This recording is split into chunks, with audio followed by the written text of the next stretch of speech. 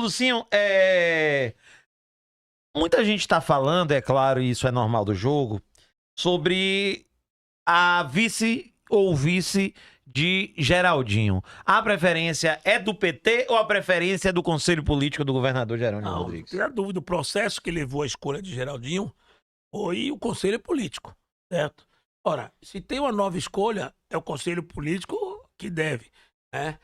Na minha opinião, eu acho que deve escolher um vice e acrescente, que tenha voto, certo? Que agregue, né? Independente de partido. Logicamente, um vice do PT, se eu estou querendo alguém que agrega, já inicia agregando, por ser do PT, do Claro, partido do governador. claro, Não é claro. isso, né? É uma sinalização para isso. Mas isso não é o único critério que agregue, certo? Então, está se discutindo, né?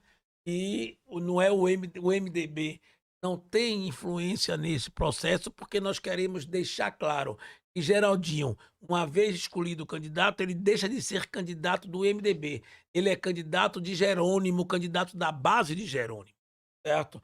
Então, com isso, cabe a todos escolherem o vice. Se me perguntar quem é que você prefere, eu prefiro um vice que agrega, certo? Você prefere mulher ou homem? Prefiro um vice que agregue. Se chegar à conclusão que uma mulher agrega mais que um homem, como eu prefiro um vice que agregue, eu vou preferir a mulher.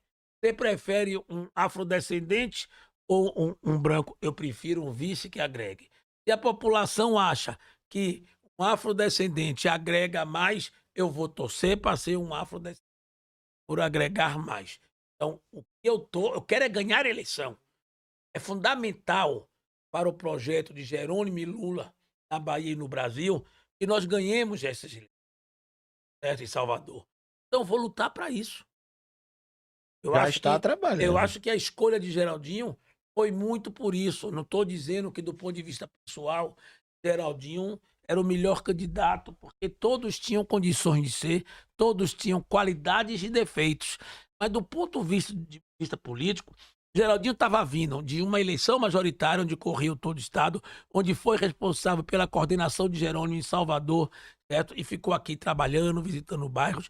Geraldinho tem 4 mandatos de vereadores, era presidente da Câmara, onde fez uma belíssima gestão, aproximando a Câmara e os parlamentares do cidadão, certo, né? Geraldinho tem mais um recall justamente por ter participado. Então, Geraldinho, ele reuniu, porque as condições políticas para se apresentar como o melhor candidato para derrotar o atual prefeito, certo? Então, por isso que é Geraldinho o escolhido. Não porque ele é mais bonito, porque ele é homem, porque é isso, porque é aquilo, nada disso. É porque ele representa, pode ser que até em outro momento, daqui a 4 anos, certo? Outro dos pré-candidatos que estavam disputando hoje esteja com melhor condições Sim, do que claro. Geraldinho, né? Ô, Lúcio, o MDB faz parte também do governo Lula com ministérios. Tem Simone 3 Tebet, ministérios. 3 ministérios. E agora, o presidente Lula não vive os seus melhores dias. Claro que ele só tem 1 ano de governo. O que tá pegando pro presidente Lula? Inclusive hoje, o presidente da Câmara, Arthur Lira, fez uma crítica aberta lá no Paraná ao ministro Alexandre Padilha das Relações Institucionais. Disse que Alexandre Padilha era um desafeto pessoal e que era um incompetente. Por causa daquela história de Chiquinho Brasão, que ele disse que a conversa que tinha nos bastidores é que ele tinha articulado para,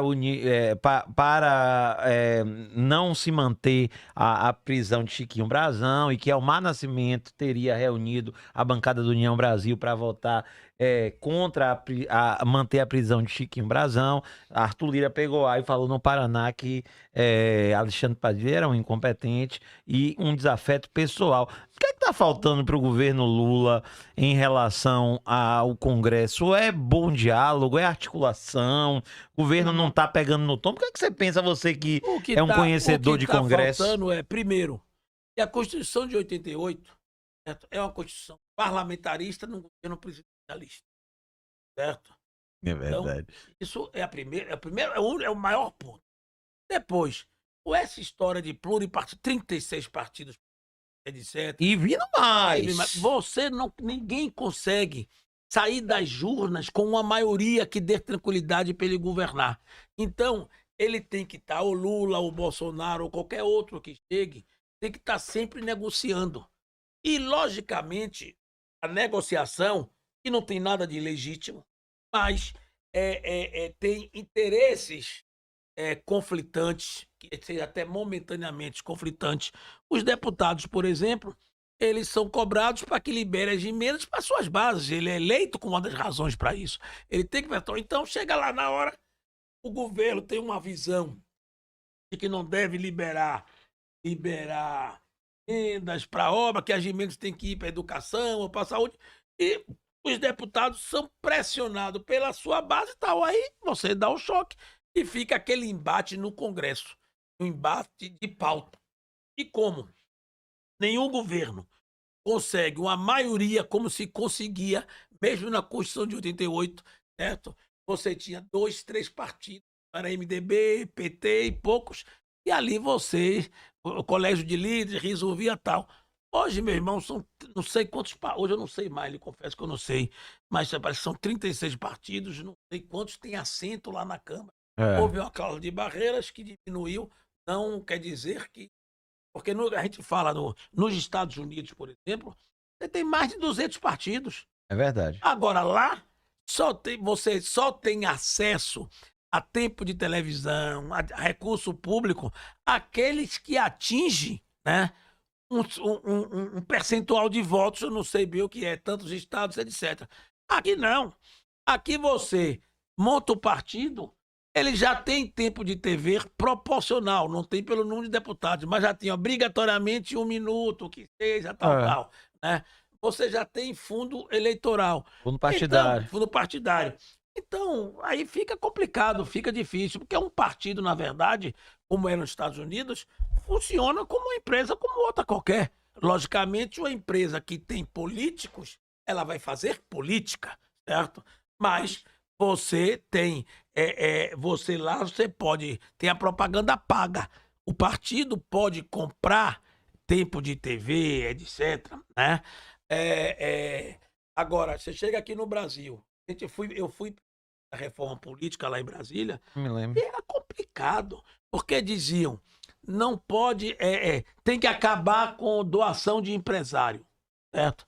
Tudo bem, então vamos acabar com a doação de empresário. Não, então o candidato pode se botar dinheiro dele sem limite. Ah, mas só vai eleger os ricos, os pobres não vão ter, certo? Vamos então botar recurso público, fundo partidário, né? Ah, mas não vai pegar recurso público para botar em eleição.